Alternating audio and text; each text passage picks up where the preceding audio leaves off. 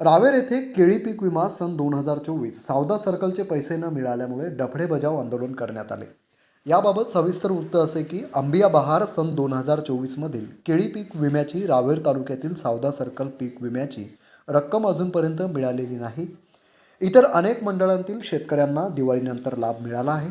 नियमानुसार 31 जुलै रोजी विमा योजनेची मुदत संपली असून मुदत संपल्यानंतर 45 दिवसात म्हणजेच 15 सप्टेंबर 2025पर्यंत ती रक्कम देय होती.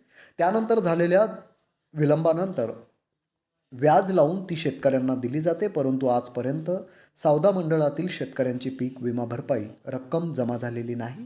त्याबाबत कार्यवाहीसाठी माननीय जिल्हाधिकारी, जिल्हा कृषी अधिकारी, जिल्हा विमा प्रतिनिधी जळगाव यांना दिनांक 17/12/2025 रोजी लेखी निवेदन दिलेले आहे. तसेच माननीय रक्षाताई खडसे राज्यमंत्री, मुक्ताईनगरचे आमदार चंद्रकांत पाटील यांनी जिल्हाधिकारी यांच्यासोबत शेतकऱ्यांची बैठक 22/12/2025 रोजी आयोजित केली.